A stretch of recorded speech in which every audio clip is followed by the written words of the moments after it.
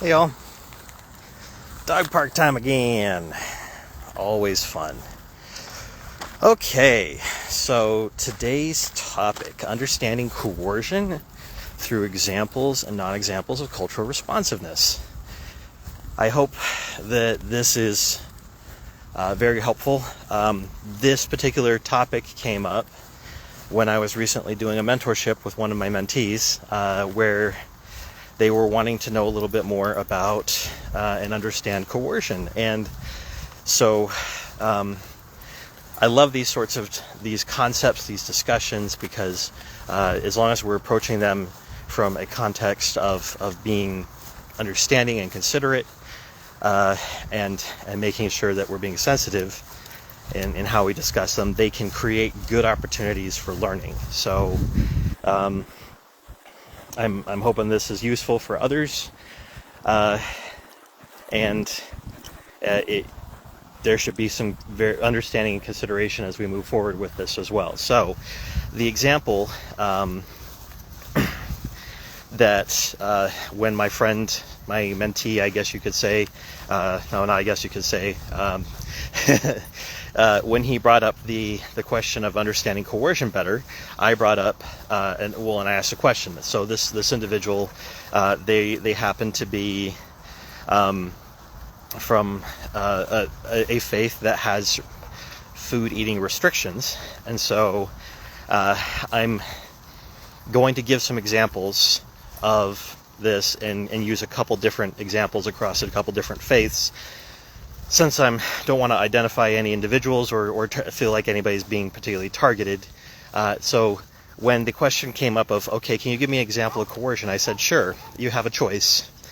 Your choice is you can eat something, I have two choices for you: pork and shrimp. Now, this person is from a faith where those things are not acceptable to eat. And so the response was, and I did precursor this by saying, okay, this is an example, please understand that. And the answer was, well, that isn't a choice. I'm like, you're right, it's not. And that's kind of helping to understand a little bit of the context of coercion and what coercion looks like. Because when we're talking about presenting choices to somebody, like from the perspective of the person presenting the choice, that may be a non-issue. But from the perspective of the person who has restrictions on eating those sorts of things, there are certain Hindus who don't eat any meat at all as a part of their beliefs. Jainists don't eat any meat. Muslims and Jews don't eat any shellfish or pork. There's sects of Christianity, like the Seventh-day Adventists, who don't eat any pork or shellfish, and other variations on that. So to present those two choices and say, well, I'm giving them a choice, is an example of coercion. Another example would be presenting two different alcoholic drinks to a Baptist or a Mormon or somebody who, not all Baptists refuse to drink, of course, or choose not to drink due to their religion, but like presenting two different alcoholic beverages would be, and saying, there's your choices. Okay, we're working for that. And then the answer is, well, no, and the same thing goes for certain faiths, most notably Mormonism, like coffee and tea. Okay, I offer a coffee beverage and a tea beverage, and say, okay, that's what your choices are. That's a coercive condition. So why is this example kind of it's a quasi straw man example, but it's for purposes of understanding perspective. So really it's not a straw man, because I'm trying to help you understand, starting with an extreme and then simplifying it or refining the nuance. So in the case of forced choice or presenting choices or options available, if there's something going on with the individual where they have no preference for this particular thing that you're presenting, or it's a case of, well, okay, I have the same choices every day all the time, and it might be that the choices originally were were appetitive, but now because I'm satiated, they're not. And then there's also preference issues, like, you know, okay, so if I present to you choices of, okay, you can have blue cheese or liver, if somebody give me that choice, my answer is that's not a choice, right?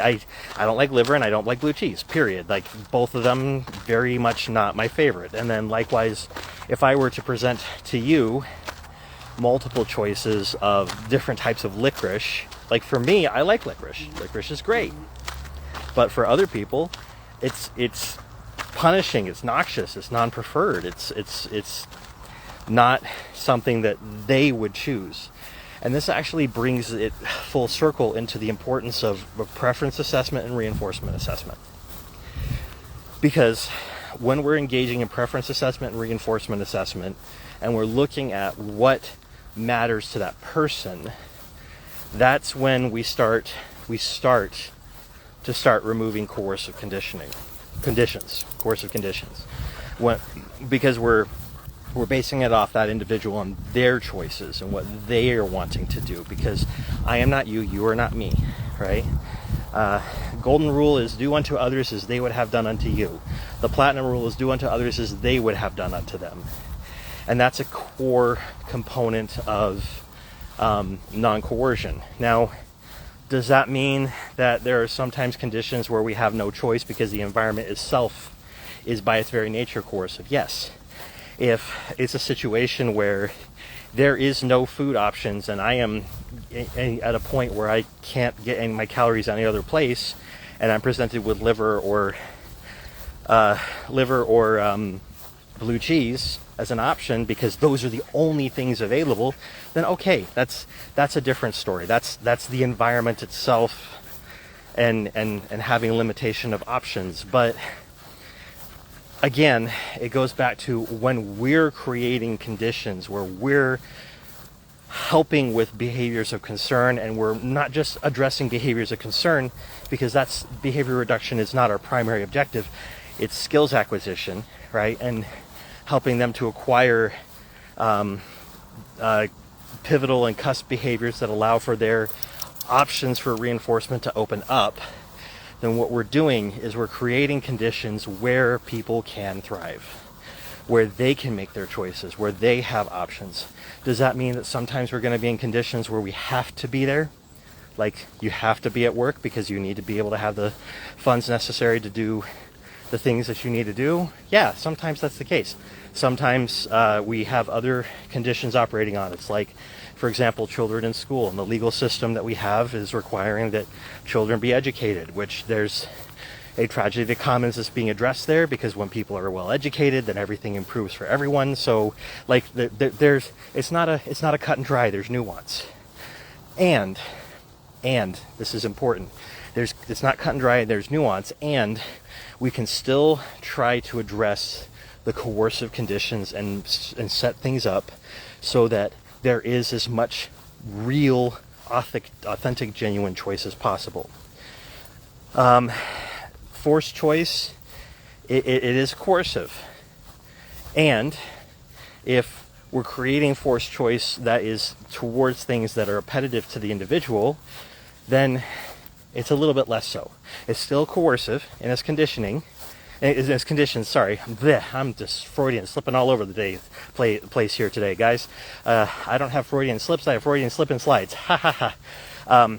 All kidding aside, you can actually buy that shirt on legendmasters.com. So, yeah. But all kidding aside, though, like,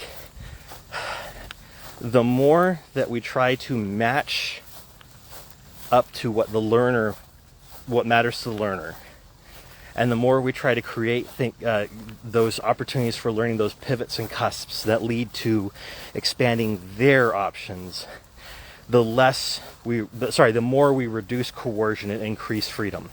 And if you're not familiar with it, Israel Gold Diamond's degrees of freedom is really quite simple. It's the number of choices minus one. And it's really, really easy to visualize if you put up fingers. So if you have two choices, n minus 1, number of choices, 1, 2, minus 1 means that this middle part right here means the degrees of freedom is 1, because we have two choices. And the degrees of freedom is 2 if we have 3 choices. And the degrees of freedom is 4 if we have 3 if we have 4 choices, right? And then 4 if we have 5, because we're creating conditions where there's more choice. But keep in mind again that I can present to you thousands of choices, but if every single one of those choices is the opposite of appetitive, if it's non-preferred, if it's potentially harmful to the person, then it's not a choice. If I were to present a delicious plethora of candies and sweets to somebody with celiac disease, but every single one of them has gluten in it, that's not a choice.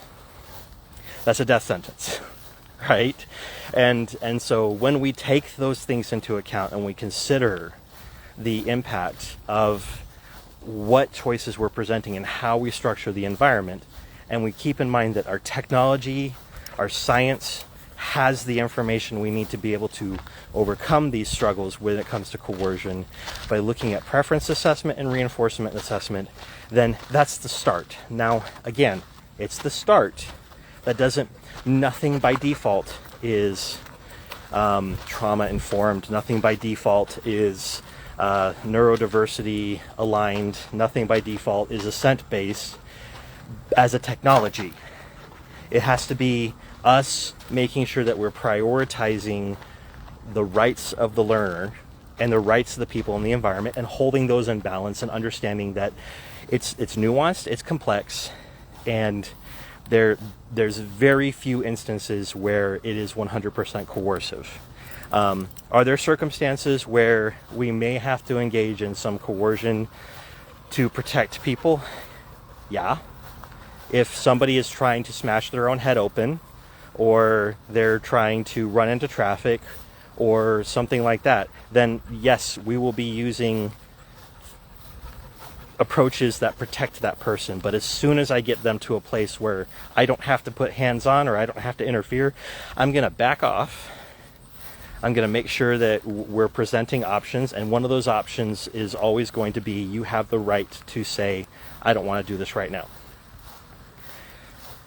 Enhanced choice, right? You have the right to be able to withdraw your assent, and it may be that because of requirements that are placed by medical, by courts, by insurance, that I may have to be present and may have to periodically check to see if I have engagement, but I'm going to give that person their space, and I'm going to wait for them to come to me, except in cases of safety, of course, because then what's happening is I'm changing the environment. I'm repairing and repairing the environment, and me being my presence in the environment, instead of it me being aversive, that I want my presence to be at worst neutral, and at best reinforcing, appetitive, right?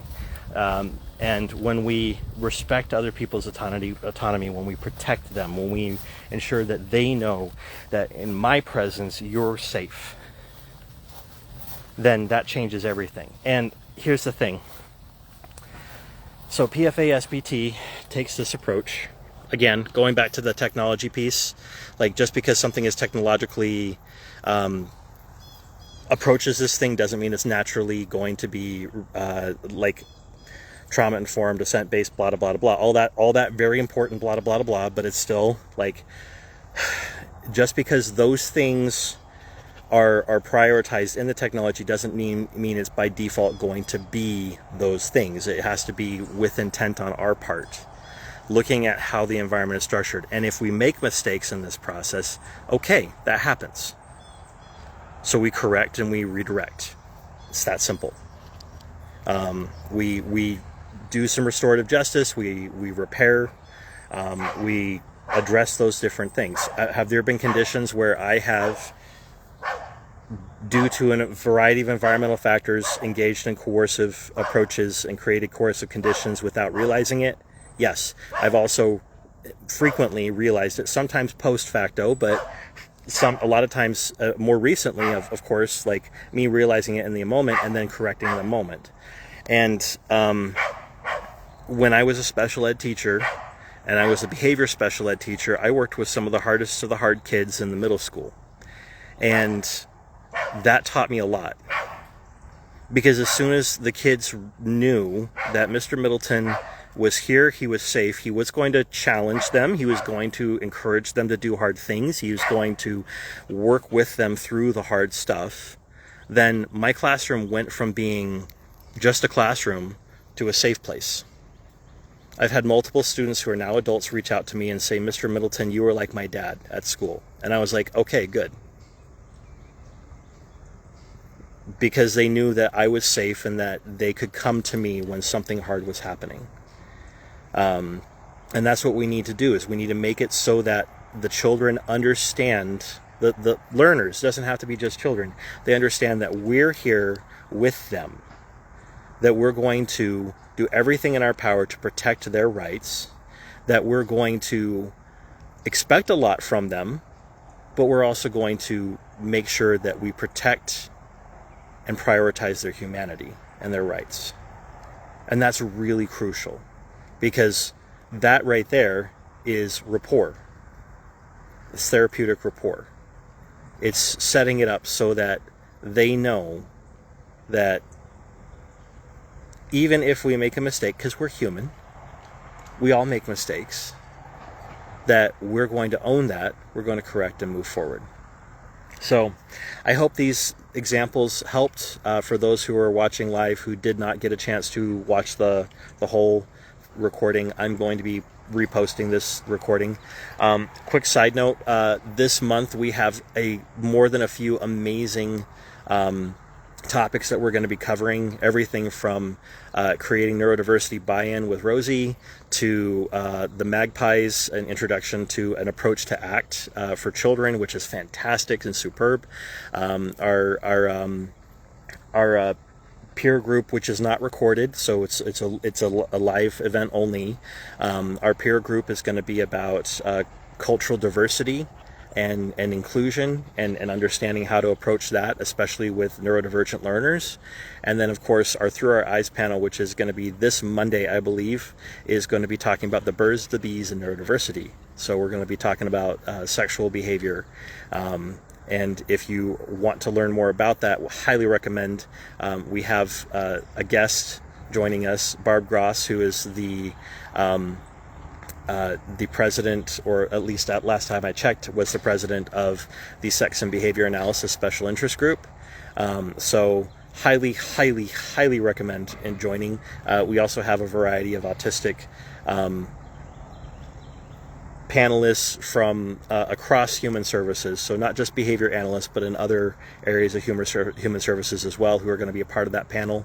So if you want to register for those events, just go to mindfulbehaviorllc.org. And just so you all know, we actually have packages, membership packages, where you can pay on a quarterly basis. And by paying on a quarterly basis, you get access to, depending on the package you have, everything from the recordings to the live.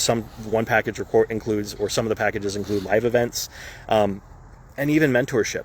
So if that's something that you're interested in, you want to learn more and have some more perspectives to help, please, by all means, consider doing that. It supports us.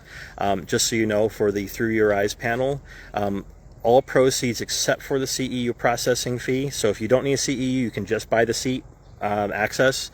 But everything aside from CEU processing fees goes to the neurodivergent presenters. So you are listening and uplifting, and we're prioritizing and making sure that we're paying autistic neurodivergent presenters for their work, because oftentimes we're asked to do this work for free, and it takes a lot of work. I'm starting to do better at turning down free work. There's a few circumstances where I don't. Those focus around open education, because I'm the president of Open Educational Resources Special Interest Group, which, by the way, is free to join, and you do not have to be a member of any organization to join the Open Educational Resources Special Interest Group. So openbehavior.org, I believe, is the website where, if you wish to join the SIG, we would love to have you.